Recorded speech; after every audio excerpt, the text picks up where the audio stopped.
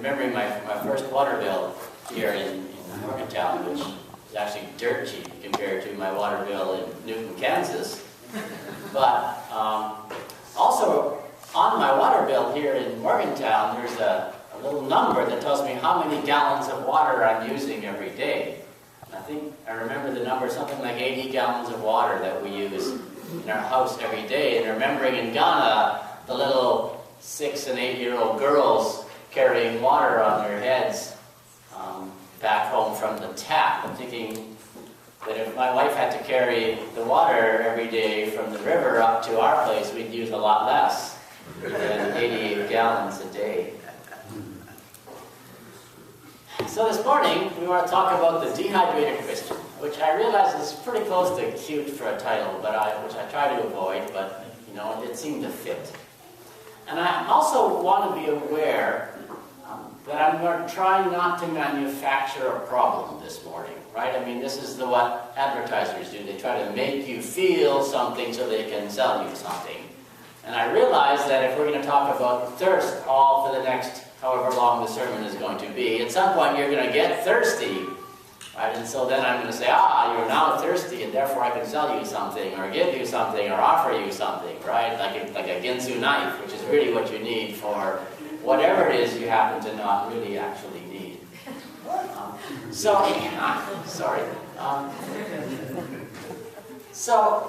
I just want to say at the beginning that if you're not feeling spiritually thirsty right now, don't.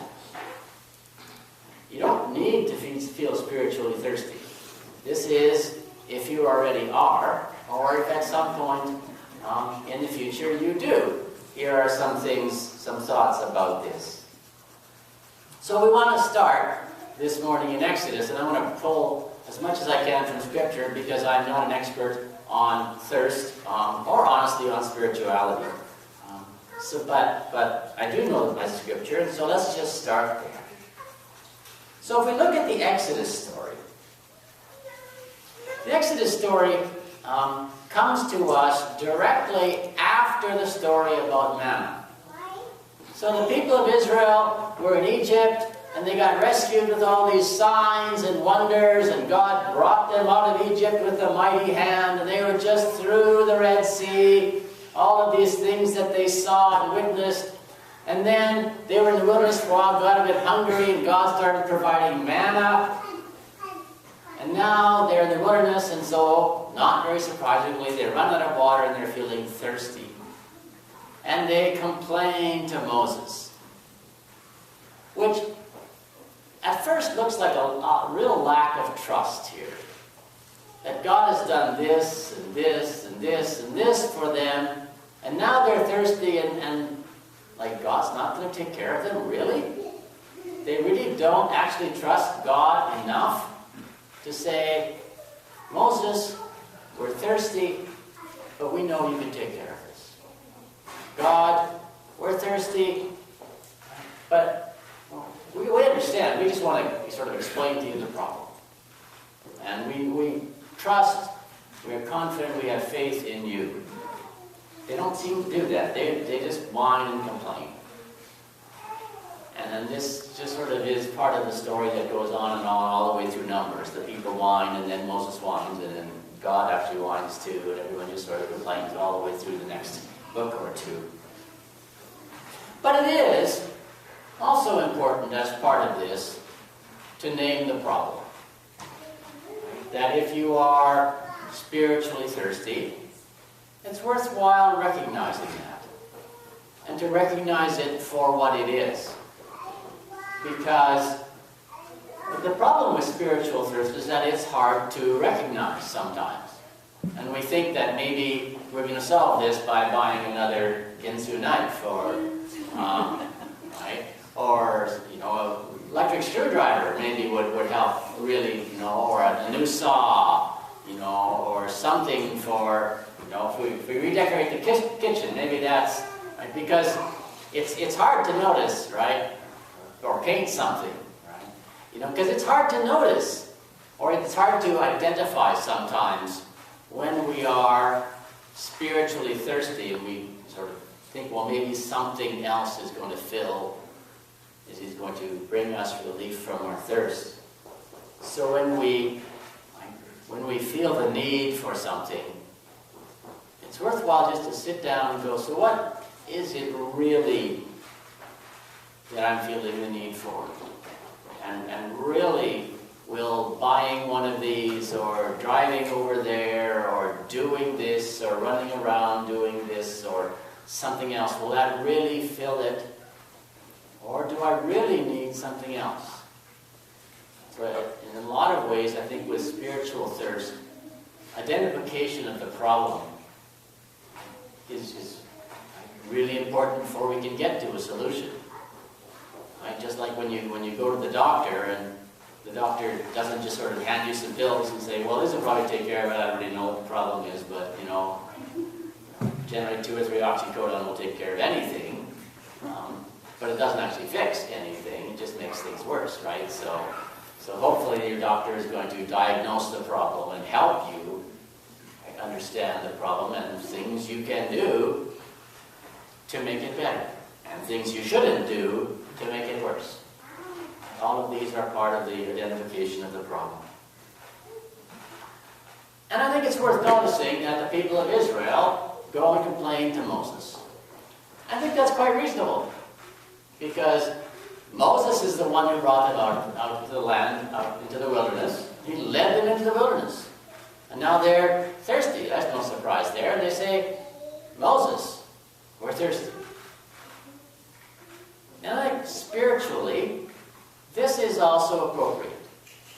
That if you're spiritually thirsty, and if the spiritual thirst inside of you is not being met, if this need is not being met by what it is we do here on Sunday morning and during the rest of the week, I think it's quite appropriate that you come and tell me about this. That you say, hey Wes, this is not meeting my need, because whatever it is we do here on Sunday morning and during the week doesn't meet all of everybody's need.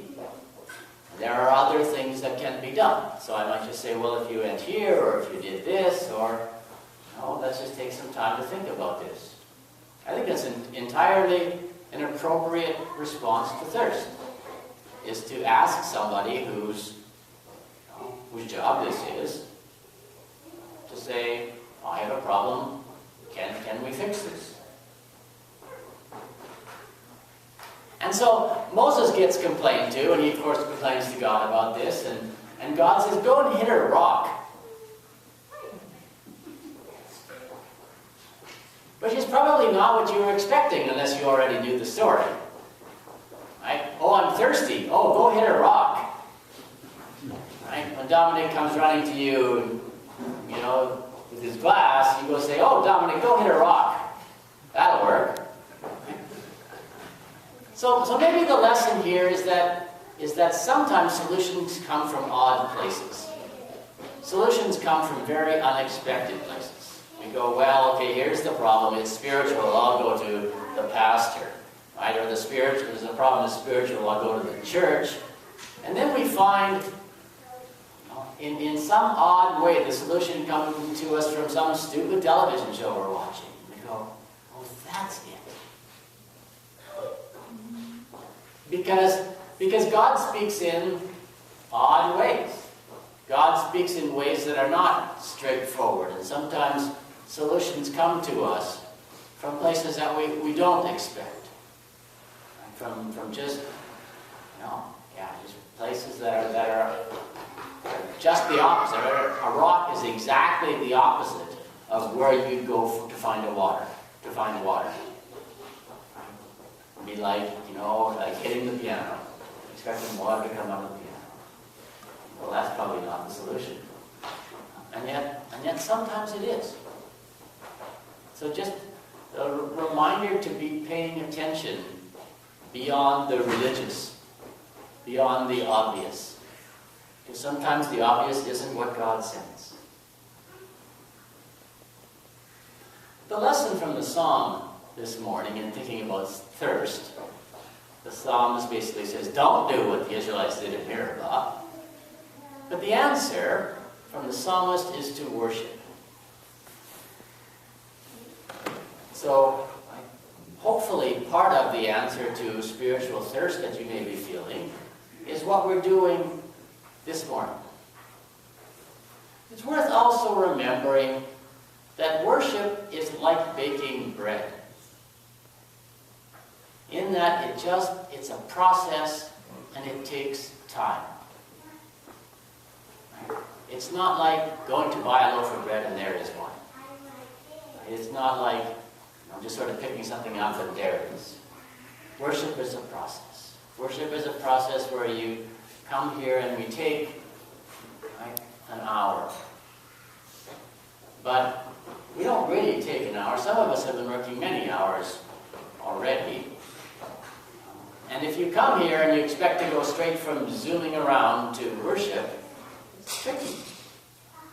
It's easier, and sometimes your life doesn't have space. But insofar as it's possible, worship takes time. Worship takes effort. Worship takes work.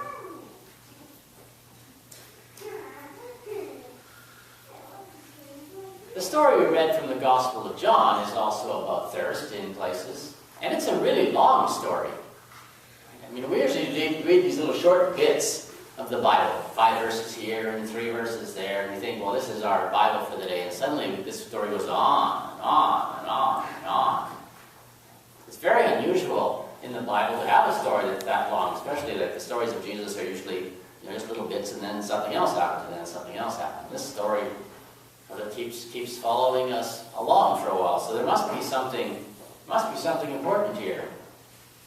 This was worth extending out this story much longer than most stories go. So Jesus is going from Jerusalem up to Galilee. Do you remember the map? All right. So this is our map here, right? North and south. Right. So Samaria is in the middle. Jesus is going home, and he's wandering through the hill country, up from one place to another, and he stops, and he sends the disciples into town to go and buy food, and he stays out there by the well. And a woman comes to the well, and she appears to be alone. Now, we don't know a lot about general practices in a Samaritan town, but for the most part, women go to the well in groups because it's more fun and it's safer. Because a woman walking by herself in just about anywhere in the world, at any time in the world, is taking a risk. And so women go places in groups, and besides that you can talk and you can laugh, right, and all of this sort of things that people do when they do go somewhere in a group, and then off they go home together, and they can help each other because, right, if you've ever carried a 20-gallon jar of water on your head, one of the things you're going to realize very quickly, or a 5-gallon jar of water on your head, is that it's a little bit of a beast to get the thing onto your head. And it's not hard to carry it once it's up there if you're good at it. We saw 40-pound girls carrying 40 pounds of water on their head away they went. But they didn't get them up there by themselves. You needed some help, right? So you can help each other. So we can do this together. So all of this, so this woman, the fact that she's alone, she seems to be alone, says that she's got other problems in her life. And one of the problems clearly seems to be a lack of support systems. She doesn't seem to have friends. And so whatever it is that she has as other problems in her life, they are compounded by the fact that she doesn't have the support systems necessary. And this is a huge part also of spiritual thirst. Because support systems is what gets us through bad times. People. Even for shy people need people too, just not quite so many.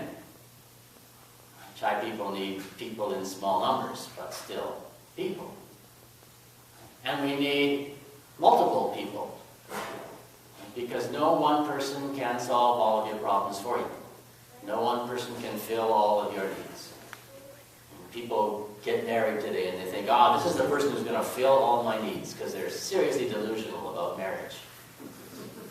Right? I mean, you know, you marry someone and they're going to fill some of your needs, but Deb and I have a mostly wonderful marriage, but when I want to talk football, not her I go to. Right? So you have larger systems. And you have friends who have wisdom about these things, and friends who have wisdom about those things, and friends who have no wisdom at all. They're just a good time. Right? But this woman doesn't seem to have those. So it's not surprising that she's spiritually thirsty. She lacks those basic things. She does have something going for her. She's honest. Jesus says, call your husband. She says, I have no husband. Which, in her day, in her position, would have been a big admission. And she could have lied. She didn't know who he was. She doesn't owe him the truth. She could have said, oh, yeah, my husband. Yeah, he's probably at work today.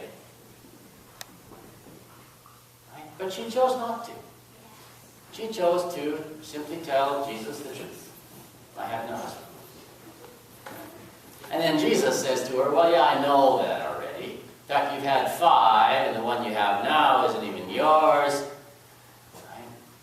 And then, by the way, if this part of the story kind of throws you a little bit, because you've never seen this happen, right? You should come visit us in Ghana, because I had students who could do that. Everybody knew people who could do that. Oh yeah, my students would go, oh yeah, here's your 5 problems, I can name them to you. I've never met you before in my life. Because prophets are alive things, so I have no problem believing Jesus can do this, because I saw this happen. But she has honesty going for her, which is a huge thing in, again, naming the problem. Right? Because we do this all the time. It's sort of socially the way we do things. Someone comes to us, so how are you? And we go, fine, even if we're not, because how are you, I am fine is what's expected. Everywhere in the world, pretty much.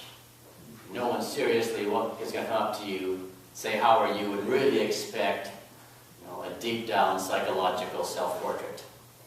They want to hear fine. But there comes a place where somebody wants to hear something more than just fine, where we want to care for each other to the extent that we're going to take the time necessary to say, really? Because if I had your life, I wouldn't be. Right? Or, I can just see lots of things in your life that would sure throw me for a loop. I'm surprised you're fine. And then you go, oh, okay, well, maybe not fine, but, hang it in there. So we take the time with each other to be honest and ask real questions where we want to hear, and we hope for real answers, because that is what friends do. That is what churches do for each other. But at some point in this discussion, she gets stuck. She gets stuck on the simple meaning of things. She doesn't really, right? She's talking about water, and Jesus is talking about water, and then suddenly Jesus is talking about living water, and she's still stuck on water. And the disciples do the same thing, right? They come back, and they tell Jesus about bread, and he goes, but I have this other bread, and they're still back with sort of physical bread.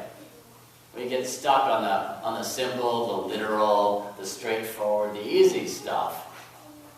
And Jesus wants to push us deeper. Jesus wants us to talk about our spiritual thirst, our spiritual hunger, about what really feeds us deep down inside. And maybe we're just not interested in going there, or maybe we're not even capable of going there, but it's worth going there if we can. Saying, okay, what are we deep down inside thirsting for? What are we deep down inside hungry for? What is it that is not deep down inside being met? These are things that are worth getting unstuck for, recognizing when it is that we're refusing even to recognize our own problems and the solutions that are around us. Another thing that happens in this story is that people are trying to overcome barriers between themselves and others. This woman comes to the well, and Jesus speaks to her, which she is not expecting. She's not expecting this Jewish man to speak to her, the Samaritan woman, for a variety of reasons. Because he's Jewish and she's Samaritan, and because he's a man and she's a woman. And so these sort of conversations were apparently not expected in that society. And Jesus asks the question, and she responds. She could simply have ignored him. Jewish man says something, she could say to herself, not my problem, Jewish man. Right? But she doesn't. She actually engages him. Right? And then the disciples come, and they see Jesus talking to the woman, and they also have to try to deal mentally with the fact that there should be a barrier there, and Jesus isn't paying attention to it. But also, after this whole discussion and the whole bread discussion, they all go to the Samaritan town and hang out there for a while. So here are these disciples who went into town to buy food, but money always talks. Right? People who wouldn't otherwise ever speak to each other will still take your money. Right? Maybe they'll let them only in the back door. Right? But generally, if you've got money, people will sell you stuff. But suddenly, now they're back in town, staying there for a while. Which means that the disciples also have to overcome the barrier between themselves and the Samaritans, at least enough to get along for a few days. Which takes effort. If you don't ever expect to talk to those people outside of financial transactions, we see clear evidence of financial, right? The merchant from Jerusalem goes down to Jericho, right? And so we got financial stuff going on, but there's this work that Jesus is doing to overcome barriers between people, which is also a form of thirst. I think it's a way of saying, we are separate, you and I, and what is going on with me, you can't help me. And Jesus says, yes, we can help one another, even though we are not naturally part of the same community. In all of this, it's also helpful to remember that while you may or may not be experiencing spiritual thirst, you probably know people who are. And you can be part of the solution. That you can help them. Just like you can carry an extra bottle of water with you when you go somewhere and hand it to somebody. So you are not just, and it's not like you're naturally the client here. You can be, we as a community are here to help one another and to reach out to others, both for help and to help. That's the way communities work. That's the way towns are supposed to work. That's the way neighbors are supposed to do things for each other. That we come as people in need. Simultaneously, we are people who can help other people. I think it's also important in this to realize that quite often the problem and the solution is not individual. When the Muslims first conquered a place during their conquest period, one of the first things they would do in a town they had conquered is build a fountain. And they would bring in water to this central fountain, and you could just go, anybody freely could go and get water. And this was a huge thing for people who otherwise may have had to walk miles to some much less safe place than a public fountain and get water that was much less clean than they were getting at this public fountain. But it was because there was just all of this water flowing freely for everyone. And we can see the opposite possible solution in the city of Flint today, where the water isn't drinkable, it comes out of the tap. So what are they doing? They're hauling individual bottles of water to individual people. And you can imagine how much work that is. Right? Everyone, these truckloads of water being individually delivered to each house. And sometimes we do things that way. Well, you know, me and you. We can solve things that way, and then me and you. Well, that's a lot of work. And I think part of spiritual health, part of helping with spiritual thirst, is also to provide larger structures for this. Because quite often problems are structural. People don't have access to mental health things, or people don't have access to all sorts of basic things that we need to be spiritually healthy. And we as a society, we as a church can be part of larger structural solutions rather than individual ones. So this week I invite you to think about your own spiritual thirst. See if you feel thirsty. To pay attention for when you think you want something, to decide, is this really what I want, or am I trying to avoid something much deeper, much more important? But also to be a possible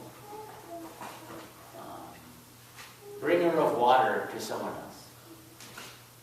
To be the one who is available to others in their spiritual thirst. And whatever it is that God has not given them as far as they're concerned. Amen.